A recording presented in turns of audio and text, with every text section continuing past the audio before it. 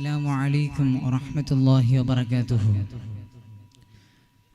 أعوذ بالله من الشيطان الرجيم. بسم الله الرحمن الرحيم.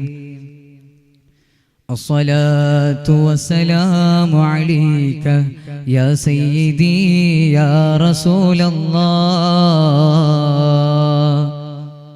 ഏറ്റവും ബഹുമാനവും ആദരം നിറഞ്ഞ ഉസ്താദന്മാർ, കരളിന്റെ കഷ്ണങ്ങളായ എൻ്റെ പ്രിയമുള്ള മുത്തഅല്ലിം സുഹൃത്തുക്കൾ,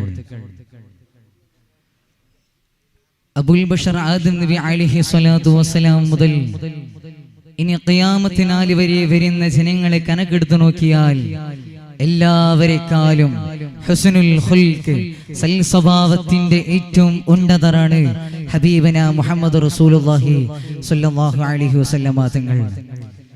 എന്തേ കാരണം?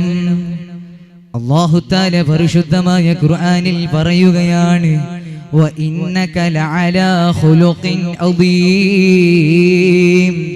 നബിയേ, അങ്ങ് ഏറ്റവും നല്ല സൽ സ്വഭാവത്തിന്റെ ഉടമയാണ്.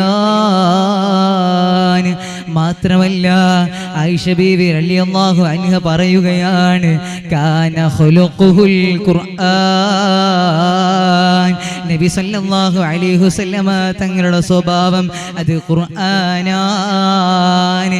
എന്തേ കാരണമെന്നറിയോ സഹോദരന്മാരെ? അത് ഹബീബായ തങ്ങൾക്ക് ആരെങ്കിലും വേദനിപ്പിച്ചാൽ അവർക്ക് തിരിച്ച് വേദനിപ്പിക്കുന്ന നേതാവല്ല. അതല്ലേ ഇമാം ബുഖാരി റളിയല്ലാഹു അൻഹു തന്റെ സ്വഹീൽ ബുഖാരിയിൽ പറഞ്ഞില്ലയോ? റിപ്പോർട്ട് ചെയ്തതായ ഹദീസിൽ കാണാം, അനസ് ഇബ്നു മാലിക് റളിയല്ലാഹു അൻഹു പറയുകയാണ്, കുന്തു അംശി മഅ റസൂലില്ലാഹി സ്വല്ലല്ലാഹു അലൈഹി വസല്ലം. ഞാൻ ഹബീബായ തങ്ങളോടൊപ്പം നടന്നുകൊണ്ടിരിക്കേ അന്ന് ഹബീബായ തങ്ങൾ ധരിച്ചിരുന്നത് കരണല്ല കട്ടിയുള്ള നജിരാനി മേൽത്തട്ടമായിരുന്നേ. ആ സമയത്ത് ഒരഅറാബിയായ മനുഷ്യന് ഹബീബായ തങ്ങളെ അടുത്ത് വന്ന് ഹബീബായ തങ്ങളുടെ മേൽത്തട്ടത്തിനെ ശക്തിയായി വലിക്കുന്നു. സുബ്ഹാനല്ലാഹ്. ആ സമയത്ത് അനസ് ഇബ്നു മാലിക് റളിയല്ലാഹു അൻഹു പറയുകയാണ്, ഞാൻ ഹബീബായ തങ്ങളുടെ പരടിയിലേക്ക് നോക്കുമ്പോ ഖദ് അസ്റത് ബിഹാ ഹാശതുൽ ബുറുദി മിൻ ശിദ്ദതി ജബദതിഹി.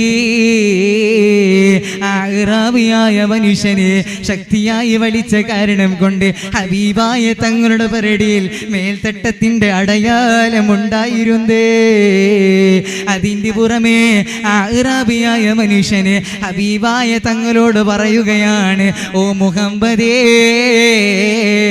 എനിക്ക് എന്തെങ്കിലും തരടേ. ഇങ്ങനെയൊക്കെ തോന്നിവാസം കാണിച്ചിട്ടുണ്ടെങ്കിലും ഹബീബായ തങ്ങള് അയാൾക്ക് മനസ്സ് വേദനിപ്പിക്കുന്ന ഒരു വാക്ക് പോലും പറഞ്ഞിട്ടില്ല. അതല്ലേ ഫൽതഫത ഇലൈഹി റസൂലുള്ളാഹി സ്വല്ലല്ലാഹു അലൈഹി വസല്ലം തുമ്മ ളഹിക തുമ്മ അമറ ലഹു ബിഅതാ.